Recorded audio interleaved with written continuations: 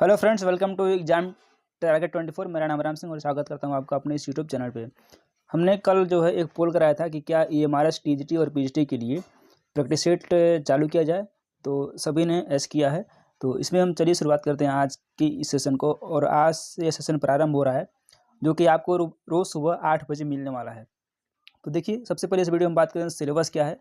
बहुत सारे स्टूडेंट क्या हैं, सिलेबस को लेकर कन्फ्यूज हैं कि किस तरह से पढ़ाई करना है, किस तरह से नहीं करना है। तो आप सिलेबस देख लीजिए, सिलेबस के अकॉर्डिंग आपको पढ़ना है। और एक सीट पे 10 लोगों का मतलब 10 गुना बच्चे सेकेंड टू यानी कि टियर 2 एग्जाम के लिए बुलाए जाएंगे। तो प्री आपको आसानी से क्लियर कर सकते हैं, बशर्ते आपको अच्छे से पढ़ना होगा। चलिए देखते हैं, पहले सिलेबस देख लेते हैं क्या क्या आएगा, कितना कितना आ रहा है। तो देखिए, पार्ट 1 में क्या है, जनरल अवेयरनेस है, जो कि आपका 10 क्वेश्चन रहेगा, 10 मार्क्स का रहेगा। उसके बाद रीजनिंग है, 15 क्वेश्चन रहेगा, 15 मार्क्स का रहेगा।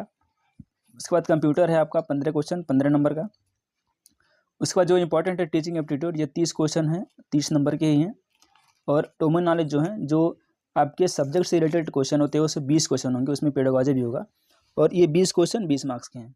और 10 नंबर का आपका NEP है, स्पेशली दिया गया है, यानी कि जो न्यू एजुकेशन पॉलिसी है उसमें 2020 वाली, ये उसमें से 10 क्वेश्चन आपको आएंगे, 10 नंबर के आएंगे। तो जो पेडागोजी है, यानी कि जो डोमेन नॉलेज है, पेडागोजी और जो NEP है, उसको मिला करके 30 क्वेश्चन आएंगे। तो यानी कि आपको लगभग साइको मिला करके, साइकोलॉजी मिला करके आपको 60 क्वेश्चन करने होंगे।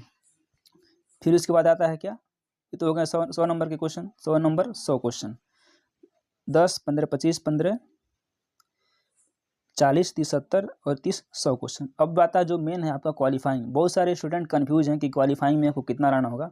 तो देखिए, 30 क्वेश्चन रहेंगे, जिसमें कि 10 नंबर का आपका अंग्रेजी है और 10 नंबर का हिंदी है। और 10 नंबर जो रीजनल लैंग्वेज होता है, यदि आप हिंदी भाषी क्षेत्र के अंतर्गत आते हैं तो आपको हिंदी रहेगा। और यदि आप किसी और क्षेत्र से आते हैं जहाँ पे हिंदी नहीं बोली जाती है, जहाँ का जो रीजनल लैंग्वेज है वो कोई और है, तो इसमें से आपको ऑप्ट करना होगा, जिससे 10 क्वेश्चन रहेंगे। तो यानी कि 10 क्वेश्चन हिंदी हो गया, 10 क्वेश्चन इंग्लिश, 20 क्वेश्चन होंगे, ये कंपलसरी है। और जो 10 क्वेश्चन है जो कि रीजनल लैंग्वेज से है, उसमें आप यदि आप हिंदी बेस्ड हैं तो हिंदी लेंगे, किसी और क्षेत्र से हैं तो आप वहाँ के सब्जेक्ट को चुन सकते हैं। तो यानी कि 30 क्वेश्चन टोटल होंगे, जिसमें 30 क्वेश्चन में से आपको 40% यानी कि 12 क्वेश्चन लाना कंपलसरी। यानी कि 30 में से यदि आप 12 क्वेश्चन सही करते हैं तो आपको ये जो है, आपका जो बाकी सब्जेक्ट है, बाकी का जो है आपको चेक होगा, वरना आप यहीं से फेल कर दिए जाएंगे यदि आप 30 में से 12 नंबर नहीं लाते हैं तो। एक चीज़ और है, इसमें 1/3 की नेगेटिव मार्किंग है, यानी कि 0.33 की नेगेटिव मार्किंग है। यदि आपने 3 क्वेश्चन गलत कर दिए तो आपका एक जो सही वाला क्वेश्चन है वो काट लिया जाएगा। तो इस तरह से सिलेबस हो गया आपका, मतलब सिलेबस नहीं है, ये जो क्वेश्चन किस सब्जेक्ट से कितने आएंगे ये हो गया। अब हम लोग शुरू करते हैं आज के सेशन का पहला क्वेश्चन। सबसे पहले हम GS लेंगे, GS 10 क्वेश्चन आने वाले हैं।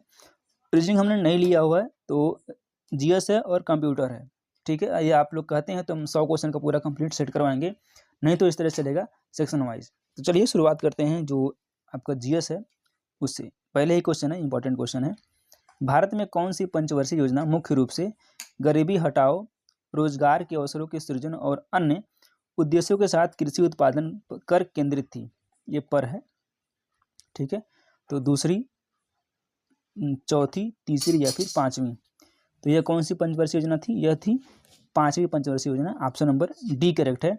और यह कब से कब तक थी? तो जो यह पंचवर्षीय योजना थी 5वीं, 1974 से 1978 में आई थी।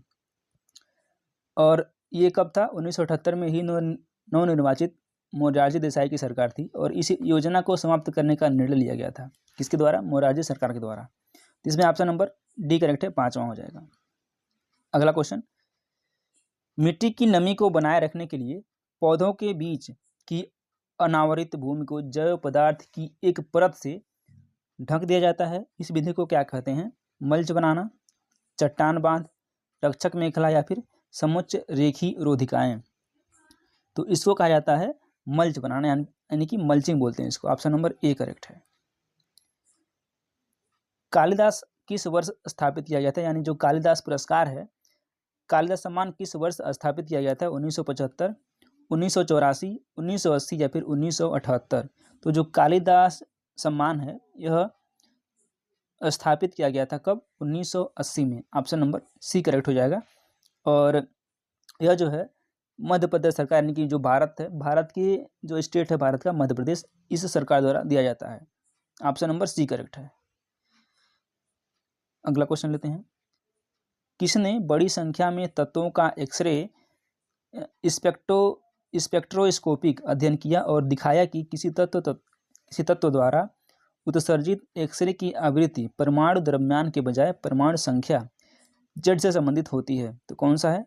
ये है Lothar Meyer, Henry Mosle, Dmitry Mendeleev या फिर जॉन डेवेरियर। थोड़ा सा धुंधला आ गया है, तो ये कौन है? ये है Henry Mosle. Option number B correct हो जाएगा। अगला क्वेश्चन लेते हैं। शासक अलाउद्दीन खिलजी के शासनकाल में कितने प्रकार के कर थे? 2, 6, 5 या फिर 3? तो इस समय 3 कर थे। ऑप्शन नंबर डी करेक्ट है। अगला क्वेश्चन लेते हैं। राष्ट्रकूट और चोल राजवंशों के दौरान कुछ महत्वपूर्ण प्रशासनिक पद आनुवंशिक बन गए थे। जो नगर श्रेष्ठी था, इस पद का अर्थ क्या था? किसका? नगर श्रेष्ठी का।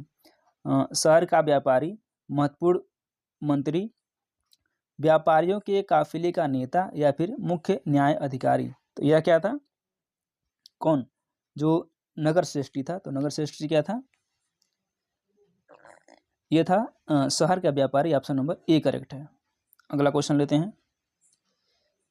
परिवारों की व्यक्तिगत आय प्राप्त करने के लिए निम्नलिखित में से किसे राष्ट्रीय आय में जोड़ा जाता है? निगमित कर, निवल ब्याज अदायगी, सरकार और फर्मों से भुगतान हस्तांतरण या फिर अवितरित लाभ? यह क्या होता है? यह होता है सरकार और फर्मों से भुगतान हस्तांतरण। Option number C will be correct. अगला क्वेश्चन लेते हैं। ये साइंस से कॉमन क्वेश्चन है, तो बहुत लंबा है। असंतृप्त हाइड्रोकार्बन के संदर्भ में सही कथन की पहचान कीजिए। तो 2 असंतृप्त हाइड्रोकार्बन क्या होता है? सीधे सीधे इसका आंसर देख लेते हैं। तो यह जो होता है, कार्बन के ऐसे यौगिक जिनके कार्बन परमाणुओं के बीच द्विआबंध या फिर त्रिबंध होता है, उसे ही क्या बोलते हैं? असंतृप्त यौगिक कहलाते हैं। जैसे compounds of carbon having double और triple bonds between their hydrogen atoms are called unsaturated compounds. तो इस तरह से ऑप्शन नंबर इसका डी करेक्ट हो जाएगा। अगला क्वेश्चन लेते हैं। पादप कोशिकाओं के बारे में निम्नलिखित में से कौन सा विकल्प सही नहीं है? ये देख लेते हैं। तो पादप कोशिकाएं समसूत्री विभाजन द्वारा विभाजित नहीं हो सकती। आमतौर पर सभी पादप कोशिकाओं में हरित लवक यानी कि क्लोरोप्लास्ट होता है। एक पादप कोशिका में आमतौर पर एक बड़ी रिक्तिका होती है। या फिर डी है, पादप कोशिकाओं की कोशिका भित्ति सेलुलोज की बनी होती है। तो इसका क्या हो जाएगा? इसका जो करेक्ट आंसर हो जाएगा, कोशिकाएं समसूत्री विभाजन द्वारा विभाजित नहीं हो सकती हैं। ऑप्शन नंबर ए करेक्ट है। अगला क्वेश्चन देख लेते हैं। निम्नलिखित में से किस भारतीय स्वतंत्रता सेनानी ने कहा था कि खुद वो बदलाव बनिए जो आप दुनिया में देखना चाहते हैं? यानी कि अपने अंदर खुद का वो बदलाव लाइए जो आप दूसरे में देखना चाहते हैं। यह किसने कहा था? बिपिन चंद्र पाल, महात्मा गांधी, मोहम्मद अली जिन्ना या फिर सुरेंद्रनाथ बनर्जी? तो यह कहा था किसने? महात्मा गांधी ने। ऑप्शन नंबर बी करेक्ट है। चलिए इस सेशन को यहीं तक रखते हैं और उम्मीद करते हैं कि आपको सेशन ये पसंद आया होगा। पसंद आता है तो वीडियो को लाइक जरूर करें और चैनल को सब्सक्राइब करें। बहुत बहुत धन्यवाद।